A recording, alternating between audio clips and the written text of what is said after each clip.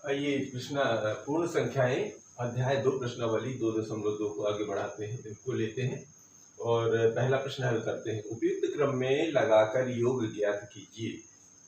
इस तरह के सवाल, और ये सवाल पहले का ए दिया हुआ 837 धन 208 धन 363।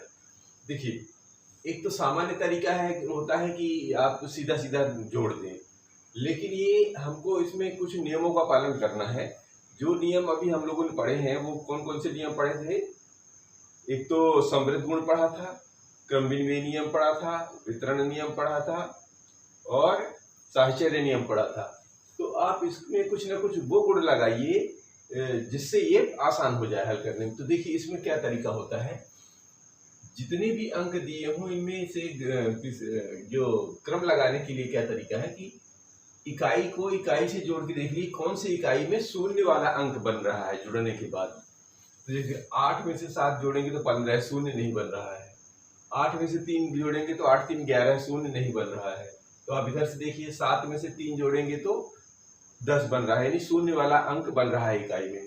तो हम इन दोनों का जोड़ा बना लेंगे, फिर उसको इस जोड़े में जोड़ देंगे, तो ये उपयुक्त क्रम हो जाएगा। तो शुरू करते हैं।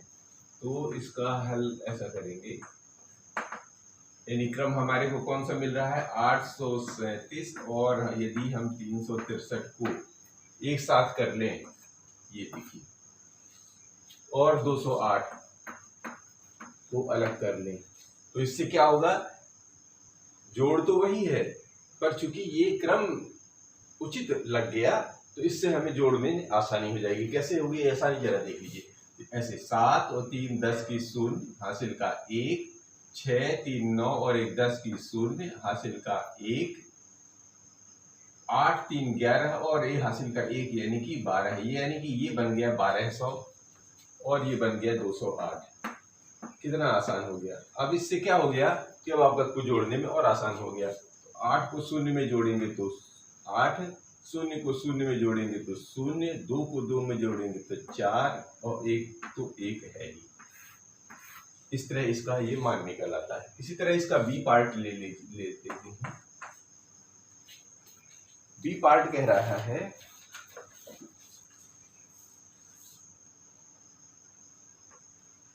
1962 प्लस 453 धन 1538 धन 647। ये 4 अंक हैं, ये 4 संख्याएं हैं, 1 2 3 4, इनको जोड़ना है और लगा के उचित क्रम में, सीधे नहीं जोड़ देना है। उचित क्रम का मतलब है बिल्कुल ऐसा हल करने में मजा आ जाए, ऐसा बनाइए। तो देखिए, इकाई इकाई से समझ पकड़ में आता है। तो 2 और 3 5 हो जाता है, ये ठीक नहीं बना। 3 8 11, ये भी ठीक नहीं बना। 8 7 15, ये भी ठीक नहीं बना। अब इन दोनों को मिलिए, 2 और 8 10 हो जाता, हाँ इससे ठीक ठीक बन रहा है। और 3 और 7 10, ये भी ठीक ठीक बन रहा था। यानी इन दोनों को इकट्ठा कर लें और इन दोनों को इकट्ठा करके फिर जोड़ लें तो हमारा काम बहुत आसान हो सकता है। तो इसका मतलब ये हुआ कि ये 1962 यानी 1962 का जोड़ा बना लीजिए इस 1538 यानी 1538 से, और 453 को जोड़ा बना के 647 से। अब देखिए, इकाई में भी इसमें 7 है और 3 7 3 10 बन जाएगा, बिल्कुल सही। 8 और 2 10 बन जाएगा, बिल्कुल सही। तो अब हम क्या करेंगे, इनके क्रम के हिसाब से जोड़ा लगा लिया, यानी कि ब्रैकेट लगा लिया, कोष्टक लगा लिया। अब इनको हल कर लीजिए, इनको हल कर लीजिए और जो आ जाए उसको जोड़ के आसानी से रख दीजिए। शुरू करते हैं। तो 8 और 2 10 की शून्य हासिल का 1, 6 3 9 और हासिल का 1 0 10 बन गया, और 9 5 14 और 1 15 की 5 और 1 1 2 और ये 3 बन गया। इसको देखिए, 3 और 7 10 की शून्य हासिल का 1, 5 4 9 और 1 10 की शून्य हासिल का 1, 4 6 10 और 1 11। देखिए कितना आसान हो गया। अब दोनों शून्य इधर है, 2 शून्य इधर है, तो 2 शून्य इधर हो जाएंगे। 5 है इधर, 1 ये 6 हो जाएगा, 3 और 1 ये 4 हो जाएगा। इस तरह इसको उचित क्रम लगा के जोड़ा जाता है। इसका दूसरा पार्ट लेते हैं। अब इसी का दूसरा क्वेश्चन है कि उपयुक्त क्रम में लगाकर गुणनफल ज्ञात कीजिए। अभी हमने योग क्रम में लगाकर योगफल ज्ञात किया था, योग ज्ञात किया था। अब गुणन का मतलब देखिए मैंने, जैसे योग में भी हम ऐसी संख्याओं का जोड़ा बनाते हैं जिसमें हमको इकाई पे शून्य प्राप्त हो, उसको प्राथमिकता देनी है, और इसी तरह फिर उसका गुणा, बाकी जो बचता है उसमें गुणा कर देना है। तो शुरू करते हैं। पहला 2 गुणे 1768 गुणे 50। अब देखिए किस संख्या का 8 का जैसे इकाई का 2 में गुणा करें तो 8 दूनी 16, शून्य नहीं प्राप्त हो रहा है। लेकिन ये शून्य का शून्य में गुणा करने से शून्य प्राप्त हो रहा है। इसका मतलब हमें किसका जोड़ा बनाना पड़ेगा, 2 का 50 में, और इसको अलग करना पड़ेगा। तो ये 1768 को अलग कर लीजिए और 2 गुणे 50 को एक जोड़े में कर ले लीजिए। अब इससे क्या होगा, ये एक जोड़े को ब्रैकेट में ले लीजिए, ब्रैकेट मतलब छोटे कोष्ठक में ले लीजिए। तो ये 1768 और इसको आपस में गुणा करने के तो 50 दूनी 100, 5 दूनी 10 और एक ये शून्य, ये बन गया। अब इसका शून्य का इसमें गुणा करने में आसान कितना हो गया, ये 100 है तो यहाँ पर क्या हो जाएगा 1 7 6 8, और जब इसका शून्य का गुणे हो जाते हैं तो ये दोनों शून्य इसमें आ जाते हैं। इस तरह ए पार्ट हमारा पूरा हो जाता है। इसमें भी देखिए बी पार्ट में क्या है, इसमें ऐसा जोड़ा बनाइए कि उससे शून्य प्राप्त हो। तो क्या है, 4 का 25 में कितना आसानी से हो जाएगा, बहुत आसानी से हो जाएगा। तो देखिए 166 को अलग कर लेते हैं और 4 का 25 में गुणा करके ब्रैकेट ले लेते हैं, ठीक है ना। अब क्या बना, इधर बना 166 और इधर बना 25 चौके 100। अब क्या करेंगे, सब आसान हो गया। अब जब 100 का इसमें गुणा करना है तो कितना हो जाएगा 166, तो ये है ही, और 2 शून्य ये इधर से अलग लग जाते हैं। इस तरह ही इसका हल प्राप्त हो गया। अब सी और डी भी लेते हैं।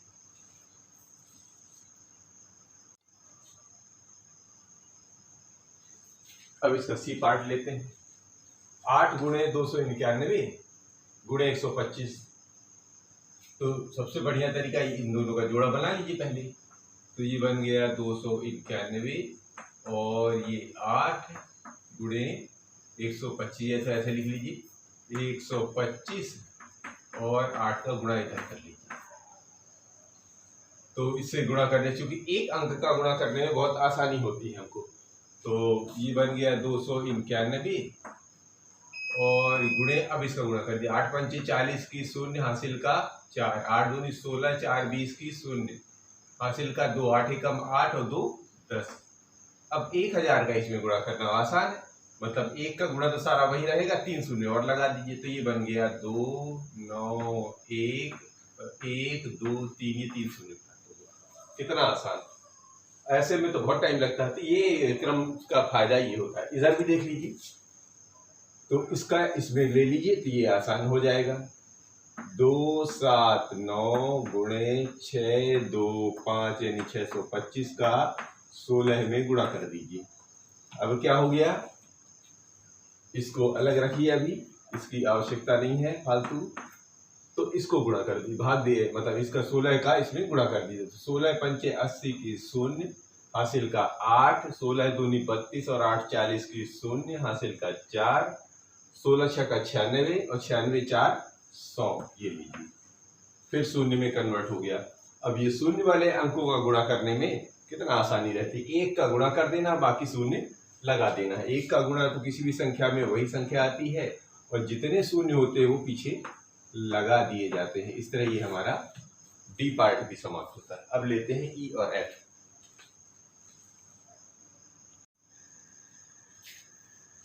अब ई पार्ट लेते हैं। तो ये तो बड़ा आसान है, इसको किनारे किनारे का जोड़ा बना लीजिए, इसको बाद में गुणा कर दीजिए। तो ये बन गया 285 और ये ऐसे लाइन से लिख लीजिए 60 में 5 का गुणा कर दीजिए। तो कितना बन गया, ये बन गया 285 और 6 पंचे 30, 300 बन गया। 300 को कैसे लिखा जाता है, 100 गुणे 3 भी कर सकते हैं हम इसका। तो ये 285 और ये हम 3 गुणे 100 कर सकते हैं इसको, 300 को, तो इसका गुणा कर दीजिए, 0 आसानी से लग जाएंगे। तो 3 पचे 15 की 5 हासिल का 1, 3 अठे 24 और 1 25 की 5 हासिल का 2, 3 दूनी 6, 2 8, 855 हो गया। और ये गुणे 100 है। अब बार बड़े आसानी से 1 का गुणा तो वही हो जाता है और ये 2 शून्य अपने आप लग जाते हैं। ठीक है,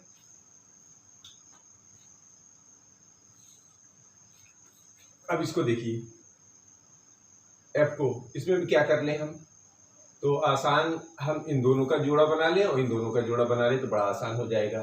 तो हम इसमें 125 को 8 से लगा लेते हैं क्योंकि एक अंक का गुणा करना बड़ा आसान है, और गुणा कर लेते हैं 40 का 25 में, क्योंकि इसमें एक ही अंक का गुणा होगा, शून्य तो अपने आप लगा हुआ है। ठीक है ना, एक इधर ब्रैकेट लगा लिया, एक इधर लगा लिया। अब क्या करना है, गुणा कर लीजिए।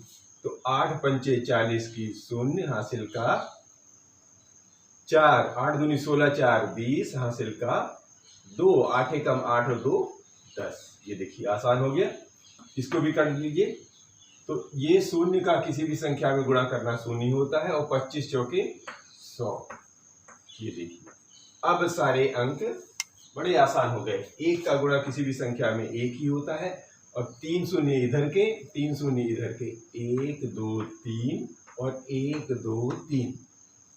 ये हो गया हमारा हल, उपयुक्त क्रम में लगाकर गुणनफल। अब लेते हैं क्वेश्चन नंबर 3। अब क्वेश्चन नंबर 3 ले रहे हैं।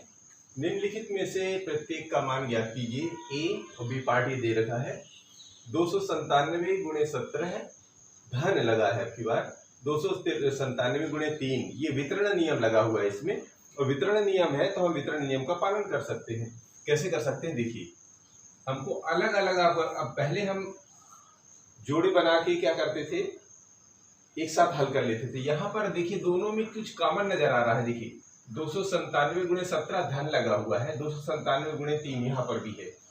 तो यहाँ पर 297 दोनों में कॉमन है, दोनों मतलब उभयनिष्ठ है। तो जो शब्द दोनों में या जो संख्या दोनों में उभयनिष्ठ हो उसको पहले हम बाहर निकाल लेते हैं नियम का इस्तेमाल करते हुए। तो देखिए 297 यदि हमने बाहर निकाल लिया तो यह गुणे का चिन्ह अपने आप ही कहलाता है। ब्रैकेट का मतलब ही होता है, ब्रैकेट माने कोष्टक का मतलब ही गुणा होता है। तो अगर आप ये गुणे का चिन्ह लगाते हैं तो भी ठीक है, नहीं लगाते हैं तो भी ठीक, क्योंकि ये कोष्टक गुणे का काम करता है। तो इधर से बचता है 17, ये तो आपने बाहर निकाल लिया दोनों से, इन दोनों से, तो इधर बच जाता है धन का चिन्ह और ये बच जाता है 3। ये हम वितरण नियम का पालन करते हुए काम कर रहे हैं। तो ये बन गया 297 गुणे 17 और 3 को जोड़ दीजिए, 17 और 3 कितना हो गया, 20। अब इसका आपस में आसानी से गुणा कर दीजिएगा। शून्य का किसी भी संख्या में गुणा करने पर वो शून्य ही हो जाता है। बस आपको 2 लगा देने हैं, 2 का गुणा करके। तो 2 सत्ते 14 की 4 हासिल का 1, 2 9 18 और 1 19 की 9 हासिल का 1, 2 दूनी 4 और 1 5। कितना आसान है। बी पार्ट में भी देखिए 54,279 का गुणा है 92 में, फिर धन लगा है, 8 का गुणा है 54,279। यानी कि यहाँ पर वितरण नियम के आधार पर देखें तो 54,279 इसमें भी है, 54,279 इसमें भी है।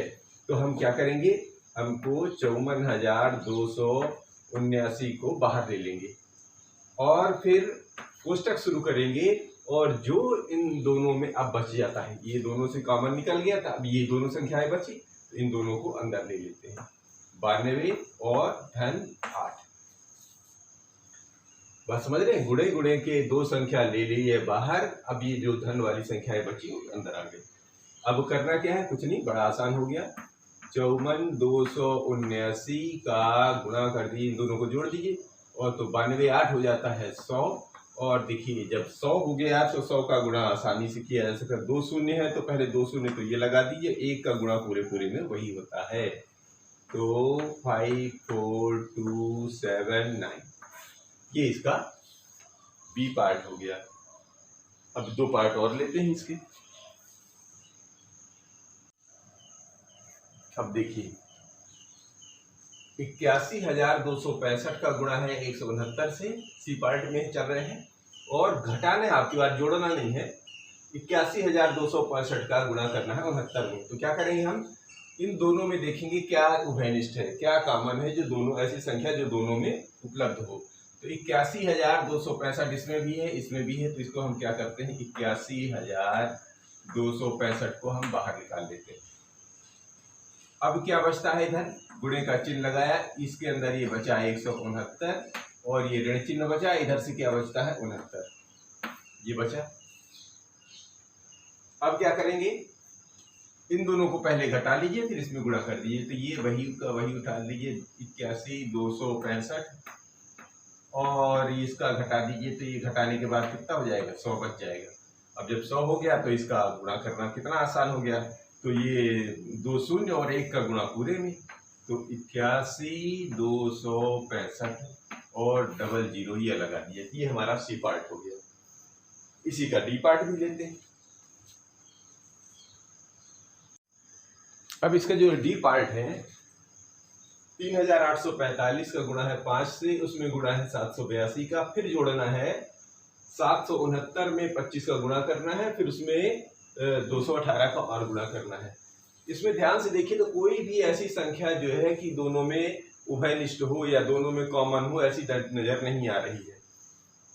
लेकिन एक चीज यहाँ पर दिख रहा है कि यहाँ पर 5 है, इधर 25 है, तो ये अगर इस 25 का मैं कुछ हिसाब किताब कर लें, है ना, तो इससे कुछ सॉल्यूशन निकल सकता है। तो शुरू करते हैं। इस पर तो अभी नहीं छेड़ते हैं, इधर से शुरू करेंगे पहले। तो 3,845 का 5 में गुणा है, ठीक है, गुणे 782 है, ये भी ठीक है। इसको पहले कुछ हल करते हैं तो शायद कुछ निकल के आए, क्योंकि हमको एक रूपता लानी है। एक रूपता के लिए केवल यही एक ऐसी संख्या नजर आ रही है जिसको तोड़ के हिसाब किया जा सकता है। तो 769 गुणे 5 किया जा सकता है इसको, और 218, ठीक है। तो अब क्या करना है, इस 5 का पहले इसमें गुणा कर लीजिए, तो शायद इनमें से कोई संख्या बनती हुई नजर आए। चलो देखते हैं। तो ये बन गया 3,845 गुणे 5 गुणे 782 धन, देखिए 5 5 तो मिल गया एक ठो, तो कम से कम एक उभयनिष्ठ तो मिल रहा है हमको, है ना। तो इसको इसमें गुणा कर लीजिए। 5 9 45 की 5 हासिल का 4, 5 6 का 30, 4 34 की 4 हासिल का 3, 5 7 35, 3 38, 3,845। देखिए इधर भी मिल गया, इधर भी मिल गया। तो इन दोनों से तो ये बन गया हिसाब किताब। अभी ये 5 बाकी है, तो इस 5 को लिख लिया और ये 218। अब देखिए उभयनिष्ठ कुछ दिख रहे हैं, ये 2 अंक इधर भी उभयनिष्ठ मिल गए, इधर भी उभयनिष्ठ मिल गए, तो इनको आप बाहर ले सकते, मतलब आसानी से ले सकते हैं। तो 3,845 गुणे 5 ये अब हमने बाहर ले लिया। तो अब इधर से ये बचेगा, इधर से ये बचेगा, तो इनको आप ब्रैकेट में ले लेते हैं, यानी कोष्टक के भीतर ले लीजिए, धन के चिन्ह के साथ 218। अब क्या करना है, पहले इसको जोड़ लीजिए, फिर देखते हैं क्या हिसाब बनता है। तो 3,845 का 5 में गुणा करना है, और ये गुणा हो जाए, इसमें जोड़ लीजिए पहले। 2 और 8 10 की 0 हासिल का, अब ये ब्रैकेट हटा दीजिए। 2 और 8 10 की 0 हासिल का 1, 8 1 9 हासिल वाला 10 हासिल का 1, 7 2 9 और 1 10। ये देखिए अब इसका 1 अंक का है, तो 1 अंक का इसमें गुणा कर दीजिए। ये तो बहुत आसान है पहले से। तो 5 5 इसका गुणा कर लेते हैं। तो 5 5 25 की और गुणे 1000 लगा लीजिए पहले। 5 5 25 की 5 हासिल का 2, 5 चौक 20 2 22 की 2 हासिल का 2, 5 8 40 2 42 की 2 हासिल का 4, 5 3 15 4 19, और ये 3 शून्य इसमें 1000 है, तो 1 का गुणा इसमें, बाकी 3 शून्य इधर लगा दिए। तो 1 9 2 2 5, तो 1 के गुणे से आगे और 3 शून्य इधर, 1 2 3। इस तरह ये हमारा डी पार्ट होता है। लेते हैं क्वेश्चन नंबर 4। अब क्वेश्चन नंबर 4 ले रहे हैं, तो उपयुक्त गुणों का प्रयोग करके गुणनफल ज्ञात कीजिए। तो देखिए ये 2 संख्याएं हैं, 738 का 103 में गुणा करना है। फिर भी पार्ट लेते हैं। तो हम लोग पढ़ चुके हैं कि हमको नियमों का इस्तेमाल करते हुए हल करेंगे तो हमको आसानी हो जाती है, और हमको लिखा भी है कि उपयुक्त गुणों का इस्तेमाल करें तो हमें क्या आसान मिल सकता है। हमको 103 को हम कैसे लिख सकते हैं? देखिए, ये 738 है गुणे 103 को हम कैसे लिख सकते हैं? 100 धन 3 में लिख सकते, बदल सकते हैं। अभी भी ये 103 ही है जैसा ये है ये, पर ये क्या हो गया कि ये काम करने में हमें आसानी हो जाएगी। यानी हमने वितरण नियम के का इस्तेमाल करेंगे, यानी योग पर गुणन का वितरण कर रहे हैं हम, ठीक है। तो अब क्या करेंगे, इसका इसमें गुणा कर देंगे, फिर भिन्न धन चिन्ह लगा के इसका इसमें गुणा कर देंगे नियम के आधार पर। तो 738 का एक बार हम 100 में गुणा कर लेंगे, फिर इस चिन्ह का इस्तेमाल किया जाता है, जो भी होता है, यहाँ धन है तो धन लगाएंगे, और यदि किसी केस में ऋण आता है तो ऋण लगाएंगे। अब देखिए, ये 738 का इधर 3 में गुणा कर लेते हैं, ठीक है। इस संख्या का एक बार इधर से गुणा होता है, फिर इस चिन्ह का इस्तेमाल होता है, फिर वितरण में क्या होता है, इस संख्या का इस संख्या में गुणा हो जाता है। अब क्या हो गया है, ये तो बहुत आसान हो गया क्योंकि इसका 3 में शून्य के 1 के साथ गुणा और फिर शून्य लगाना है, तो 738 और 2 शून्य ये है, इसका भर गुणा कर लीजिए। तो 3 8 24 की 4, 3 तिरका 9, 1 9 2 11 की 1, 3 8 24 और 3 तिरका 9 2 11 की 1 हासिल का 1, 3 7 21 1, ठीक है, 22 हो गया। 3 8 24, 3 तिरका 9 2 11, 3 7 21 1 22, ठीक है। अब देखिए, इसको जोड़ना कितना आसान हो गया। शून्य में 4 जोड़ेंगे तो इधर आ गया 4, इस शून्य से 1 जोड़ेंगे तो ये 1, अब 8 में 2 जोड़ेंगे तो 8 2 10 की शून्य हासिल का 1, 3 2 5 और 1 ये 6, और इधर तो कुछ आया नहीं तो ये बन गया 7। इस तरह इसका हल हो गया। इस तरह इसको कर लेते हैं, तो ये है 854 गुणे 100 को हम किस 102 को कैसे लिख सकते हैं, 100 और 2 में तोड़ सकते हैं। अभी भी ये 102 ही है। अब क्या करना है, वितरण नियम का लगा दिए, तो इसका इसमें गुणा करेंगे तो ये बन गया 854 गुणे 100, धन का चिन्ह है तो ये धन लगाइए, 854 का 2 में गुणा। ये जीरो वाले को इधर वाले में शिफ्ट कर लीजिए, क्योंकि 100 का गुणा है, तो ये बन गया 854 और 2 शून्य ये आ जाएंगे गुणा करते ही, और 2 का गुणा कर दीजिए, 2 चौके 8, 2 पंचे 10 हासिल का 1, 2 अट्ठे 16 और 1 17। अब जोड़ दीजिए, बड़ा आसान है। तो शून्य को 8 में जोड़ेंगे तो ये 8 आ जाएगा, शून्य से शून्य आ गया, और 7 और 4 11 की 1 हासिल का 1, 5 और 1 6 और 1 वो 7, और ये आ गया 8। ये इसका हल हो गया। अब इसके सी और डी पार्ट लेते हैं।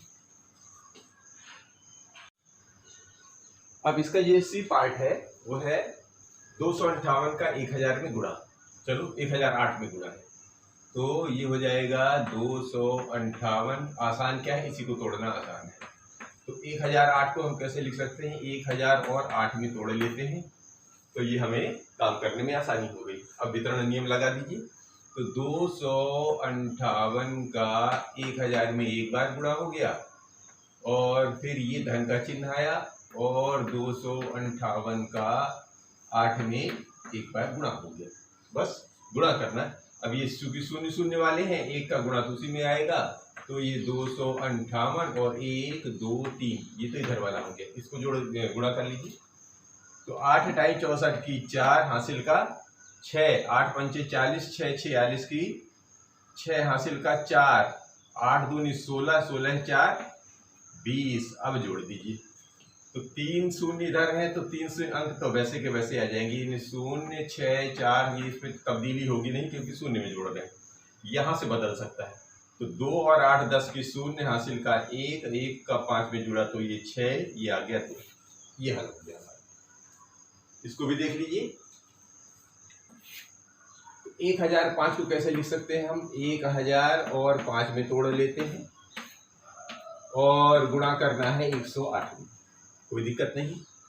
तो वितरण नियम लगा दिए, इसका एक बार इसमें गुणा कर दीजिए, तो ये है 1000 और ये है 108, और जोड़ दी, इसको पहले 108 लिखिए और 5 को इस तरफ लिखिए, गुणा करने में आसानी रहती है। तो इसका 3 शून्य वाला है तो 108 में 3 शून्य और लगा दीजिए तो ये हो गया 1000 का गुणा। इसमें देखिए 5 अट्ठे 40, क्योंकि शून्य है तो ये पूरा इधर हासिल जाएगा नहीं, और 5 एकम 5, 3 शून्य इधर है, 3 अंक है तो ये 540 ही आएगा। क्यों? क्योंकि शून्य में तब्दीली कोई नहीं आती है, और 108 वैसा का वैसा आ जाएगा, बस ये हल हो गया। इस तरह ये चौथा प्रश्न हुआ। अब पांचवा लेते हैं। इसका पांचवा प्रश्न ये कह रहा है कि किसी टैक्सी ड्राइवर ने अपनी गाड़ी की पेट्रोल टंकी में सोमवार को 40 लीटर पेट्रोल भरवाया।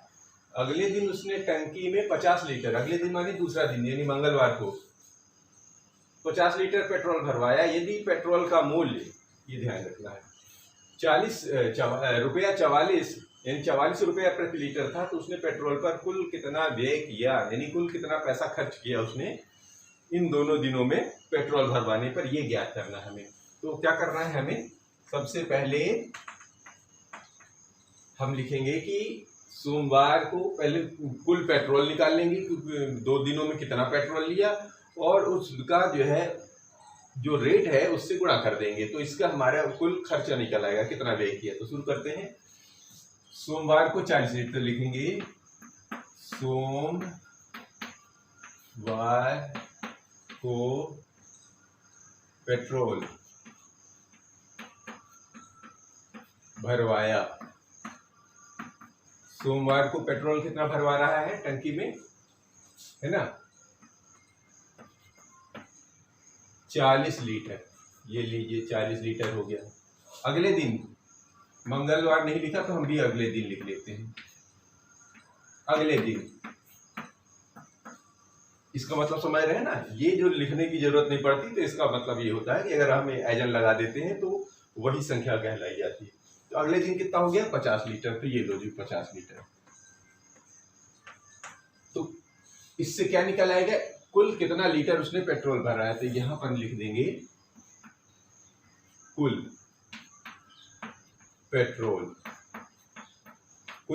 कितना भरवाया था, 40 में 50 जोड़ देंगे तो ये आ गया 90 लीटर। ठीक है। अब पेट्रोल का मूल्य जो है वो 44 रुपया है। देखिए 1 लीटर में 44 रुपया मिलता है, लग रहा है, तो 90 लीटर में कितना लगेगा? 90 का 44 में गुणा कर देना है। तो लिखेंगे 1 लीटर पेट्रोल का मूल्य, 1 लीटर पेट्रोल का मूल्य, 1 लीटर पेट्रोल का मूल्य कितना है? ₹44 ये है। और कुल पेट्रोल है 90 लीटर, ये कुल लीटर। तो अब हम दो चीजें, कुल पेट्रोल भी निकला है, 1 लीटर पेट्रोल का मूल्य निकला है। तो कितना खर्चा किया है? तो कुल व्यय मतलब निकल आएगा, यानी कुल खर्चा, कुल व्यय को बोलते हैं खर्च, आप ऐसे लिख भी सकते हैं। यानी कि कुल खर्च कितना हो जाएगा? इतने लीटर पेट्रोल में, यानी 44 का 90 में गुणा कर दीजिए तो ये कितना रुपए में बदल जाएगा। तो इस शून्य का गुणा करेंगे किसी भी संख्या में तो शून्य लग जाएगा, और 9 का गुणा कर दीजिए 1 अंक से, तो 9 चौके 36 की 6 हासिल का 3, 9 चौके 36, 3 39, यानी 3960 रुपया उसने कुल खर्चा किया। अच्छा ऐसा लिख दीजिए रुपए, और या तो भारतीय चिन्ह वाला ये लगा दीजिए सिंबल। ये हो गया पांचवा। लेते हैं छठवां।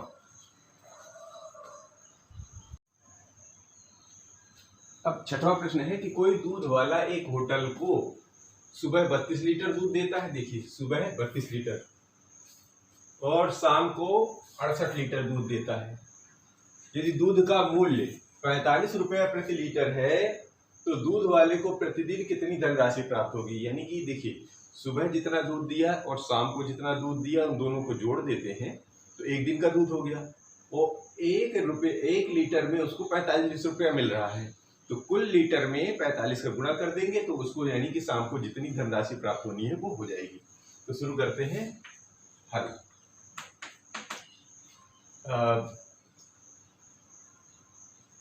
सुबह दूध, सुबह दूध,